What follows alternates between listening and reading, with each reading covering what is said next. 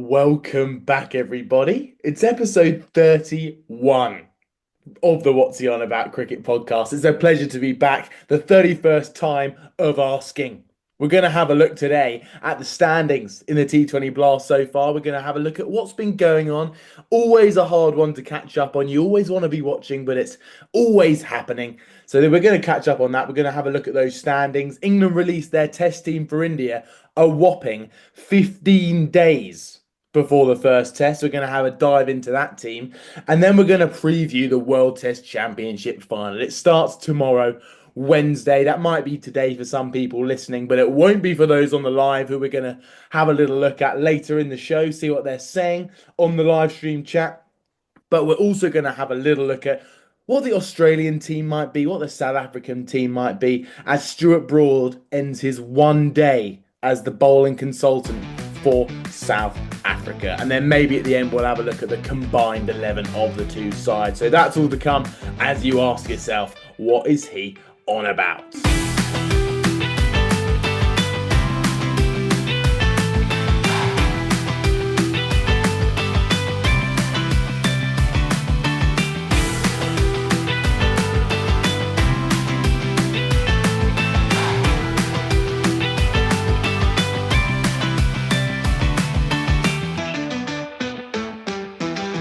T20 Blast.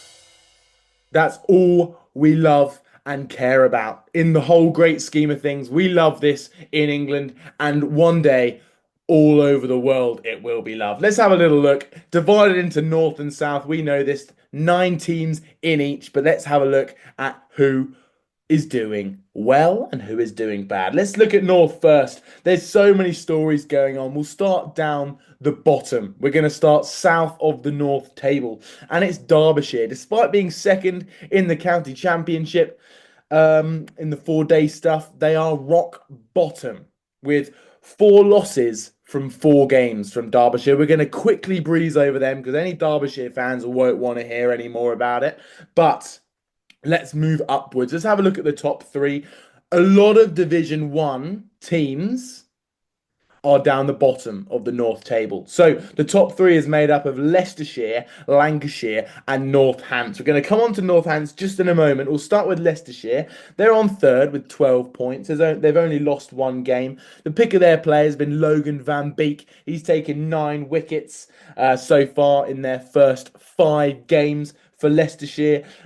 They continue their good form on from the county championship, and Leicestershire are a quality side so far this year. Lancashire are in 2nd alongside them with 12 points. This is very different to their county championship level. I know you can never compare the 4-day stuff and the T20 stuff, but it looked like there was a lot of worries around this Lancashire dressing room, what's going on behind the scenes, but it's shown in the T20 stuff they can do it. And to be honest, it's been the ex-4-day captain for Lancashire, Keaton Jennings, that's been doing a lot of the heavy lifting. He's got 224 runs in his 5 innings at an average of 45. He's playing very well. But the one team unbeaten in the North table, it's Northants. Northants are north of the North group. 5 wins from 5 for them. They're top on 20 points. But the pick of the players for Northants is Ben Sanderson.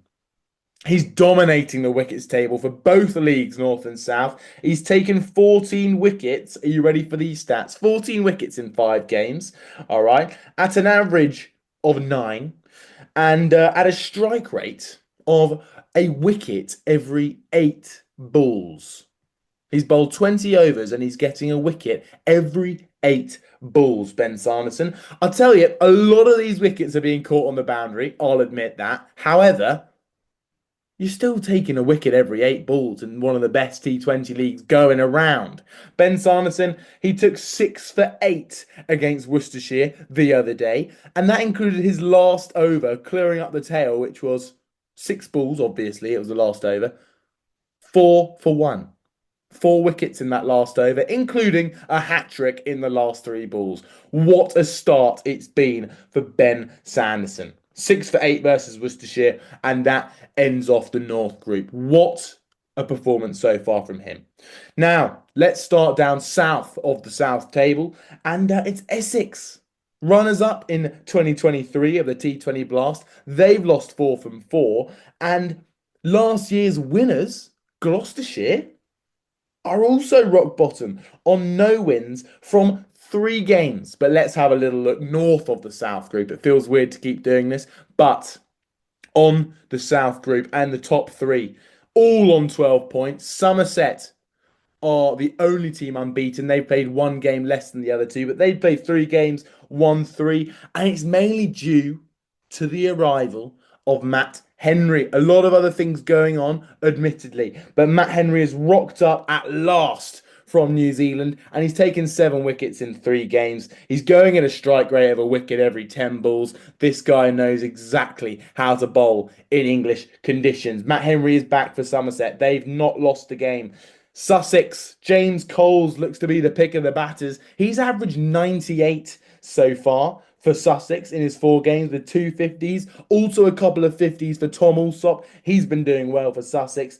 And Ty Mal Mills. I thought this guy was gone, to be honest. I thought it was over for Ty Mal Mills. But turns out he's taken 8 wickets in his 4 games at an average of just 13. Sussex are second on 12 points. But currently up the top, mainly due to run rate, Hampshire.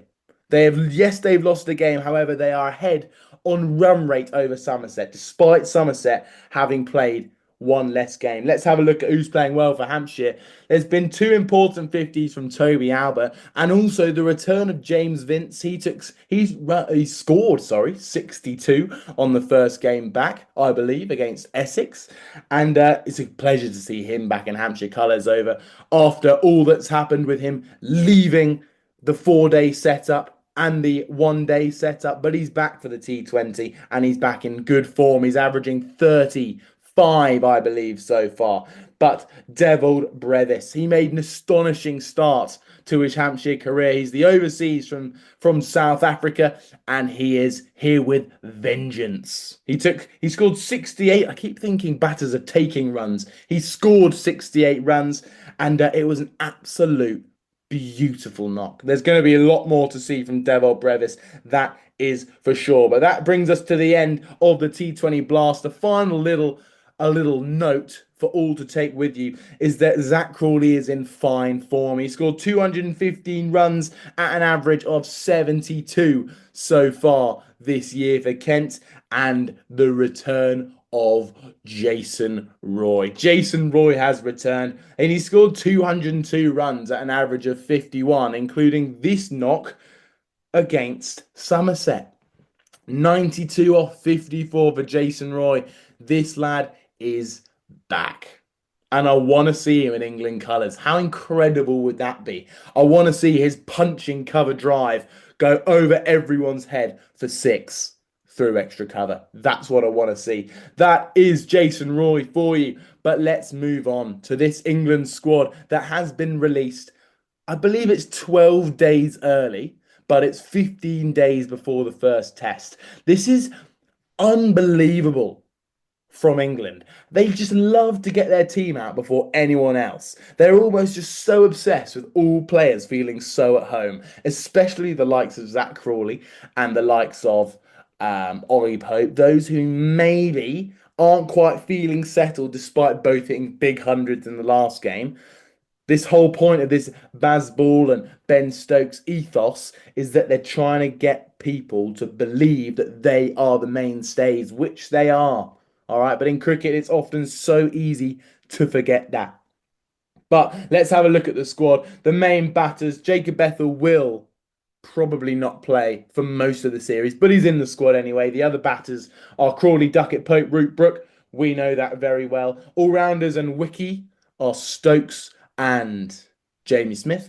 And then the bowlers. This is where we get a little bit of give and take, a little bit of to and fro, a little bit of who knows what's going on with the fast bowlers. Shah Bashir is the spinner. But then here are the pacers. No room for Matt Potts. He misses out.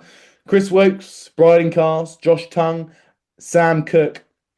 And a man we're going to talk about in a moment is Jamie Overton. He's that last seamer, but we are going to come back to him because first we're just going to have a brief talk about the batters because this is what I think. Pope and Crawley's hundreds against Zimbabwe. I think personally, it means they're both playing in the first test of the Ashes. I just think that's how it's going to go. I believe that they've done enough, and Stokes and Brendan McCullum being the loyal is the only word I've got for it. But just that's their mentality. They will not drop a player if they don't have to. And Crawley and Pope will be in the first test, and I think Bethell's going to be a backup batter unless there's an injury. That's the only way I see it. I don't see a player getting dropped, even if Pope has a horrendous first three tests. I think Pope's playing the fourth test. I think that's how it's going to be. Jacob Bethell will play at some point, but only for an injury, in my opinion. Let's have a look down at the bowlers. Now, the first thing I want to say is Chris Wokes. Chris Wokes, this is a good little stat here. He's playing against India. I thought I'd have a look at his average bowling in England for England and bowling for England in India. And in England, he goes at an average of 21 runs per wicket. However, in India, he goes at an average of 81. Chris Wokes has never been a man to settle in overseas. However, you cannot argue that he's always going to be a top pick when he comes back in English conditions. We'll have a quick look at Warwickshire because he's played well for Warwickshire. I believe he played one game and took 6 wickets. He might have played more than one game. Correct me if I'm wrong. But he also bowled well for the England Lions last week against India A. He took 5 wickets in the match, 3 for 60 in the first innings, 2 for 50 odd in the second innings. And he took Jaiswal in the first innings and he took Karen Nair twice in both innings, even after his double hundred a couple of weeks ago, also for India A. Karen Nair's going to be one to watch out for, but we will do a full preview later down the line of England versus India. Now, Bryden Class looks a solid pick. Bashir's going to play whatever happens because Stokes just loves playing that spinner. But here's the interesting picks: Jamie Overton, Josh Tongue, and Sam Cook. Now, let's talk about Cook first. It was a way up, according to Luke Wright, the England selector, between Cook and Potts for that last position. He felt that they were both very similar kinds of bowlers, but I think this is the swaying point.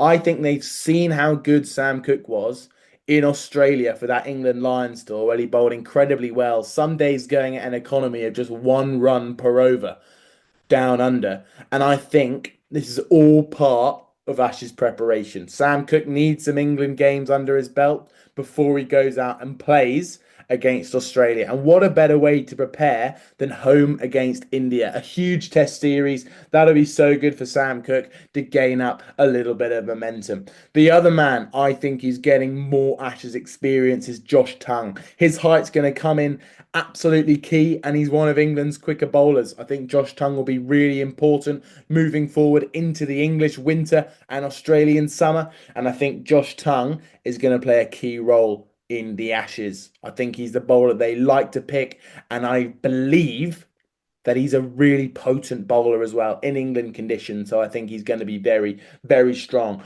But Jamie Overton, for me, is a complete, pure Ashes pick. I honestly don't see how he's picked in any other way. The man's about 6'7", I believe. He can touch. I've seen him touch the high 80s, so he can bowl a good speed. However, Jamie Overton, I don't think, earned a test call-up for this India series. He's another one of those picks from the white ball squads that, oh, lads, this could work. Why don't we just chuck Jamie Overton in there? That could work nicely. However, I just believe that I'm doing a lot of believing and thinking today. Jamie Overton is an Ashes pick. I hope he plays a little bit for England because I can see him in the Ashes. However, is this going to be a little bit at the expense of how England play against India? I'm not sure. but I think Jamie Overton needs some experience under his belt before he gets wheeled out to play against Australia. But that's a few of the questions surrounding the England setup. I honestly, I'm not going to say believe again. This is what's going to happen. In the first test for England against Australia, number one to number eight are going to be exactly the same as it is now. It's going to be that same top six. It'll be Stokes, Jamie Smith, and let's say Bryden Castle bat at eight. It's going to be Bashir at 11. That means you've got 9 and 10 up for grabs, where you could play Sam Cook, Josh Tongue, Jamie Overton, Chris Wokes, maybe a Gus Atkinson because he's out with a hamstring injury, and maybe even Matt Potts. But I think, oh, we're forgetting Jofra Archer and Mark Wood, aren't we, everybody? It's so easy to forget those guys, but those guys are going to be coming back in as well, which are going to bring the extra pace. And maybe Jamie Overton is coming in as a backup just in case maybe we can't field a Jofra Archer or something like that. That's an interesting thing to be thinking about as we move forward.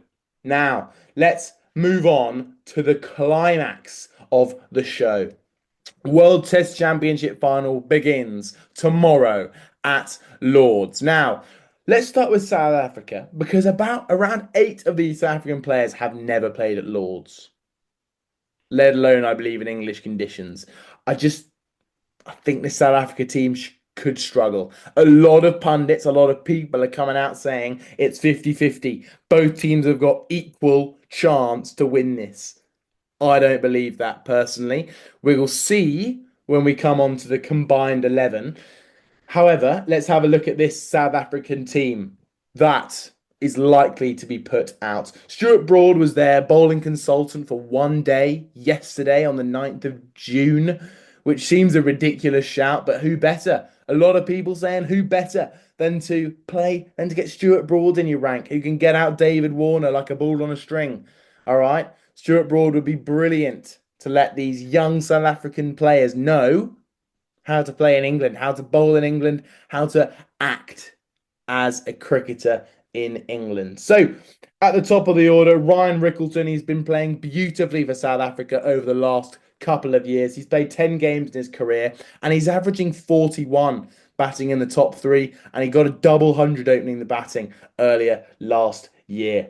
Aidan Markram will probably make up the other opening spot. And here's an interesting one. In the last game, Vian Mulder, the pace bowling all-rounder, who got 105 not out batting at number 7 last year against Bangladesh, he is potentially going to bat number 3 in this series. He batted number 3 in the last game against Pakistan of that series. However, Vian Mulder, not Vian Mulder, looks like he could be batting at number 3 beneath Aidan Markram. At number 4, it's going to be Tristan Stubbs. And then at number 5, the South African captain. All possible to change, I might add. But he got 106 in his last game versus Pakistan. And he needs to put in a good performance against Australia. South Africa gonna come to England and win this game. I think Bavuma will be the man. Another man who could do it, who hasn't yet done it for South Africa, David Bedingham at number 6. He's absolutely torn it up for Durham over the last few years. I believe he got over 1,500 runs a couple of years ago for Durham. He averages over 50 in first-class cricket, but he only averages 33 for South Africa. Hasn't quite got that going yet, and I do think Benningham's got it in him. However, not yet for South Africa. That'd be really good if he can get that to work. At number 7, a man who's played 6 games for Notts this year, including a 128 not out on his first game back for Notts. It's Kyle Verreynne. He's going to bat at number 7 and take the gloves. He averages 32 for South Africa. He's a good player. And then you've got your bowling lineup. Keshav Maharaj is the spinner, but these 3 to bowl alongside Vian Mulder are going to be the key lads. Marco Jansen, Dane Patterson, and Kagiso Rabada. Dane Patterson and Marco Jansen are quality pace bowlers, but I just want to highlight Kagiso Rabada here, who he's gone under the radar, I feel, for a couple of years, but people are just starting to realize how good he is. Take a listen to some of these stats. He has taken 327 test wickets in his career, but Among all the bowlers who've taken over 150 test wickets in history, he has the best strike rate ever. He gets a wicket every 39 balls wherever he plays test cricket all over the world. This guy is a ridiculous bowler. He can do it anywhere. He averages 22 with the ball, and he has gone under the radar for too long, and rightfully so, people are raving about him. He could be the difference maker. He absolutely could do. And that's what I think is going to be so interesting about this game next week is the bowling. It could be a low-scoring thriller. There's talk about it being a bit of a green top at Lord's over this weekend, but it's going to be a battle of the bowlers. I think it's going to be whoever bats the least badly, if that makes any sense at all. At the Australian side, let's have a little look at their team. Now, a lot of the changes are going to be at the top of the order in that number 3 and opening role. There's a gap at number 2. Usman Khawaja is the number 1 batter at the top of the order for Australia. But number 2 is going to be Marnus Labuschagne. He's going to be the other opener. And then Cameron Green is going to bat at number 3. The argument was either Constas with Labuschagne at 3 or Labuschagne opening and Cameron Green at 3. However, the general consensus is Marnus is going to open up because there's got to be room for Cameron Green. Whilst he can't bowl and take up that all-rounder spot, he's still a little bit injured, but Cameron Green has batted for Gloucestershire in English conditions this year. He's played 5 games and he's scored almost 500 runs. That included a game against Kent where he basically single-handedly won the game for Gloucestershire, scoring 128 in the first innings and 67 not out, chasing 150 odd in the last innings against Kent. So you cannot leave Cameron Green out at the minute. He's in far too good a form. The rest of that Australian order is going to be Steve Smith, Travis Head, Bo Webster at number 6 to provide a little bit of that fourth seamer action. Alex Carey at number 7, and then Cummins, Stark, Lyon, and then the final debate, the final point, Hazlewood or Boland. Let's have a little dive into the stats. We'll start with Boland. He's played 3 tests in the Border Gavaskar Trophy at the end of 2024 into the start of 2025, and he took 21 wickets in 3 games at an average of 13. That included 10 for 76 in the match against India in Sydney, that's for sure. But here's the drawback of Scotty Boland in England. He averages 48. That was just in that 2023 Ashes series where he got, fair to say, pumped around a little bit by Zach Crawley and Joe Root and Ben Stokes alike. But there's Scotty Boland's drawback. Let's have a look at why Josh Hazlewood is the man. 10 tests he's played since December 2023, and he's taken 41 wickets in those 10 test matches at an average of 14, just a little bit behind Scotty Boland there. However, here's the key thing. His strike rate was 37. Who's saying Hazlewood in the chat? Orlando suit check. Definitely Hazlewood, I believe so as well. Sorry, I have just checked out the live stream chat there.